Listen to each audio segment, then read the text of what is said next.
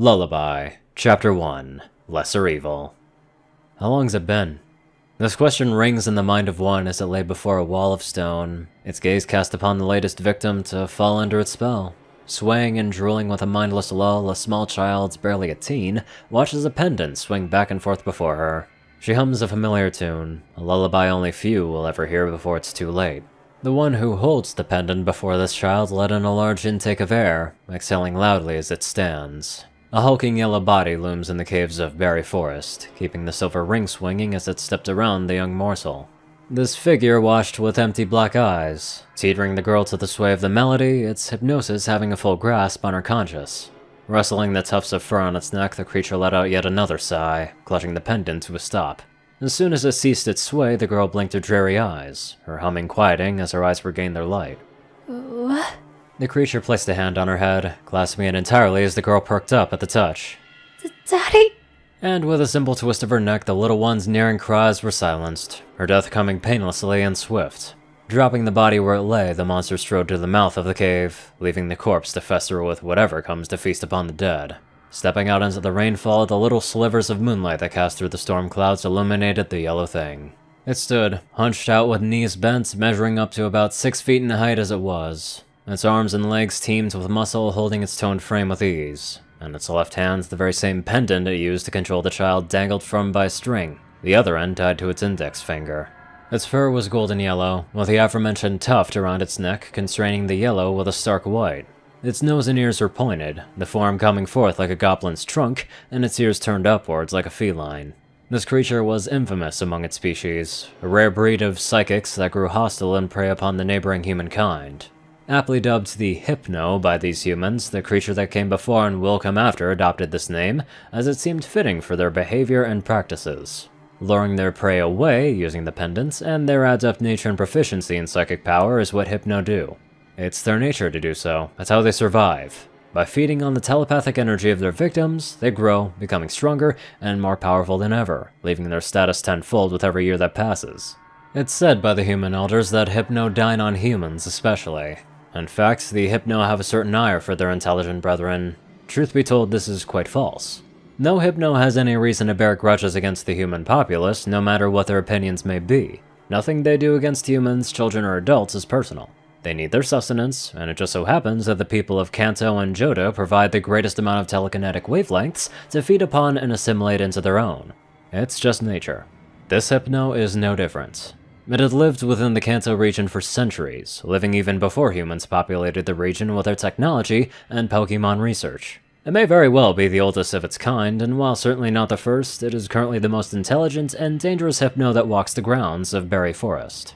To this day, it had watched these humans discover new regions, new Pokemon, and new ways to progress in their natural society. Despite preying upon them, Hypno would lie to itself if it claimed it wasn't interested in seeing how they adapted to their surroundings, how they would build their infrastructure and begin learning in various ways. There were even a few Pokemon trainers, young men and women sent out on adventures who have caught other Hypno and raised them into powerhousing behemoths like itself. How it had gone this long without being caught like the others was a mystery to Hypno, but so long as it was left to its peace, it saw no reason to openly attack trainers and passers-by. Only when children were left alone and would certainly not be missed would Hypno strike. Speaking of which, it was time for it to head out once more. There's a Pokemon Center nearby, and it would need yet another child to satiate its natural desire and hunger for mental power. Trudging through the forest, the evil Pokemon leered at everything that strayed in its way, kicking away Weedles and Caterpies as it marched onward through the regular path to civilization. Once or twice a Spearow or Pidgey would try to challenge it, but would meet a brutal and bloody end at the backhand of a fire punch. Having leveled past anything in this forest, Hypno had always stood unopposed. No living creature, or Pokemon otherwise, had a chance to tear it away from its throne as a scourge of Berry Forest. Thus, the smarter, higher-leveled Pokemon did their best to stay away, fearful of what might happen if they crossed paths with such a beast. As Hypno wandered, its mind was unfocused, uncaring for what it would come across aside from the aforementioned foolish Pokemon.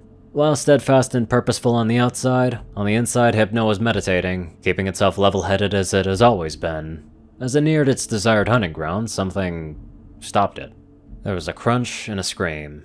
Hypno stopped dead in his tracks, its ears flicking to the left as its head spun around over its shoulder. For the first time in eons, the Pokemon was surprised. Such a horrid sound had broken the peaceful rustling of Berry Forest's trees. The nature around the psychic type seemed just as startled as it was, bug and grass types fleeing while it remained. Was that screaming? Wails of agony and pain? In its forest? Hypnos were known to be intelligent, some even believed that they retained the wisdom of 1,000 years ago. But one thing was never quite specified about the species, something not well known. Hypno were territorial. Turning itself on its heel, Hypno stomped off the path, brushing past bushes and trees with slight haste as it used its sense of hearing to trace the sounds of wails and biting? There was another crunch and more screaming.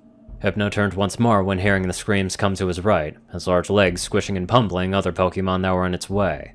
As he came closer and closer to those sounds, a strange presence made itself known, almost as if Hypno was approaching some sort of threshold, a barrier. Slowing some as the presence was in front of him, Hypno tilted his head. More cracking and more screaming. Those more shrill screams pushed Hypno back into gear, passing through whatever was in front of him without care. Something was being harmed within its territory, and from the sounds of it, horrifically. Judging by the voice, it seemed that a trainer may have lost a battle, and was being attacked by other Pokemon that lurk within these woods. If it was so, then Hypno will abstain itself and leave the humans their fate. They were stupid enough to enter here without proper precaution. Consequences are a given for such actions. Finding the tree line as another bout of scream came, Hypno shoved 2 shrubs aside, stepping up beside the trees that bridged the forest from the plains. What he found confused him.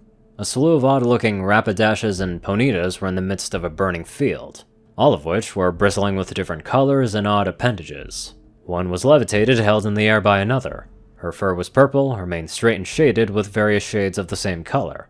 Her forehead donned a small horn, giving her the appearance of some kind of unicorn. Yes, Hypno were aware of folk and fairy tales, what sorts of legends stem from Pokemon.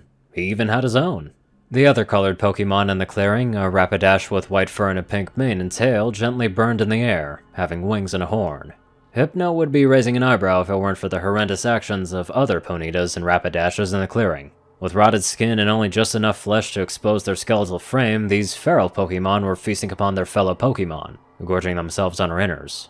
Pokemon don't eat each other. Most of them don't even eat meat. They eat a vast variety of berries and apricots. What was this horror that befell Hypno's eyes? Die, Celestia, die! Just Twilight, please! I can't use my magic on them if I'm fighting you on the spell! They spoke. Are they also psychic types? It sure seems that way. A Rapidash being eaten alive knew the move, psychic, but that didn't seem right. Their lips were moving. What is this absurdity? Time to gloat, so you've shown your throats!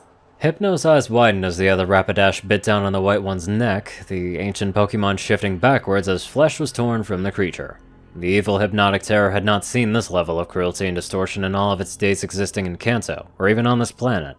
The only known tragedy that involved Pokemon was this equally infamous Mewtwo, who was created by humans instead of being birthed by nature's course. With one last bite sending some sort of psychic shock to the purple Ponyta, Hypno saw all it needed to before it deemed it's necessary to finally step in. A snap and a scream. Twilight Sparkle fell to the ground as Princess Celestia's second wave of magic pushed against her own. A ripple in space pulsated into the student's horn, shaking it with vast amounts of solar energy. With one collective attempt at getting her as far away as possible, Princess Celestia had inadvertently broken Twilight's horn from the inside, detonating it and sending its bone-like shards everywhere. Blood pooled from the broken horn as Twilight's tearful eyes stared up at it in horror. My horn!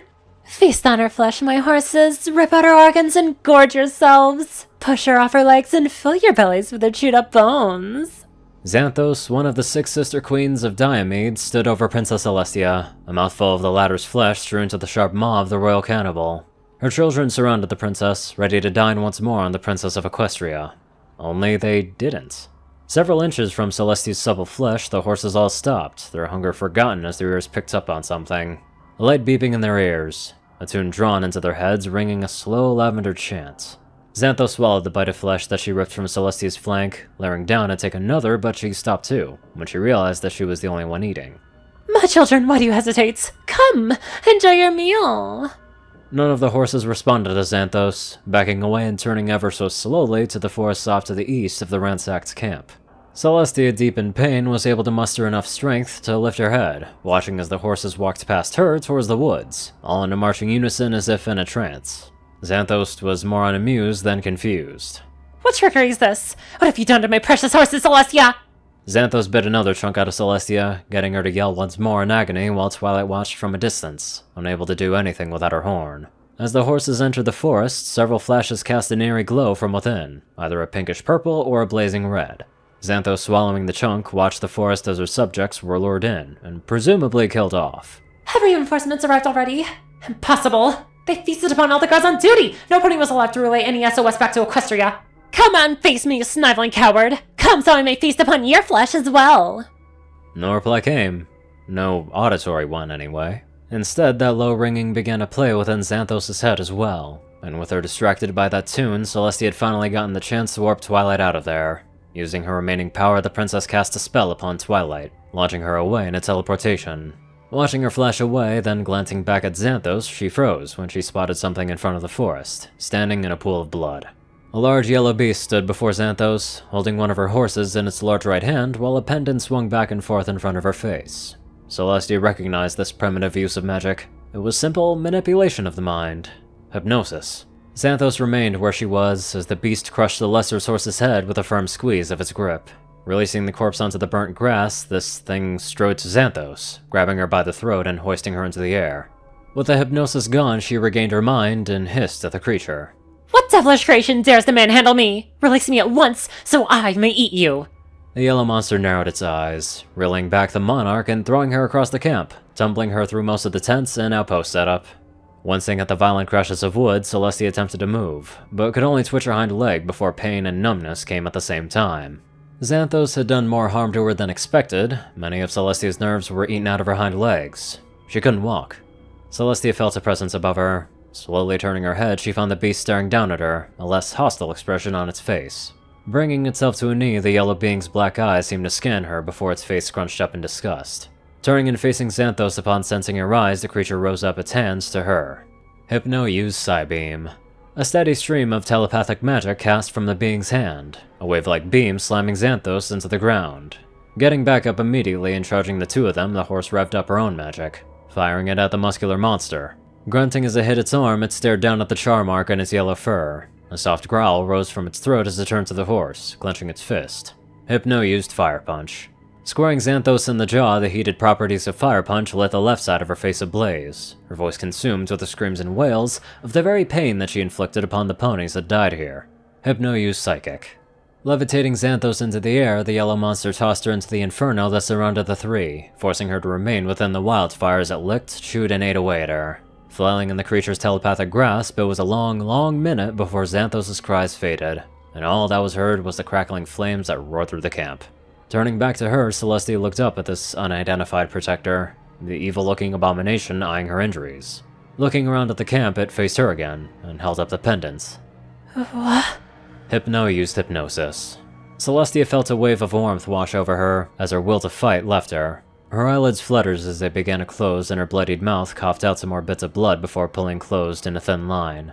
Falling fast asleep in her own fluids, the creature gently scooped her up into its arms, holding her gingerly as it began to stride back the way it came. As it walked from the campsite, many explosions erupted behind it, leaving little to no traces of any pony having made it out alive. Keeping Princess Celestia comfortable as it moved along into the forest, the two disappeared within. All that was left was a single crown that lay resting where Princess Celestia was scooped up from, left behind by the Pokemon as it carried her away to safety, deep inside its cave. I don't know that much about Pokemon, but I would like to know more about it one of these days. But this was very interesting, to say the least. At least she's safe, I suppose. Anywho, let's get on to our blessed donators. Top donators are 630, Peter Coulthard, J Tinman, Darkside, and Only One Thing. TacoCat598, Rayden, Narwhals, Blackmoonheart, Pastel Skies, Austin Rollins, CrazyKiller557, Stu Hex, Will, Omicron Larry, Chris, Twinkie, Daspo, Delta Omega, Jack Hadge, RuneCipher9852, Madman Stan, Lizzie Perkett, Drake Lovedragon, Hanson Norman, Stephen Bingham, Onga12, Sorcerer Constantine, Hadzaza, Conver, and many more amazing people. Thank you all so much for watching this video, and live life to the fullest.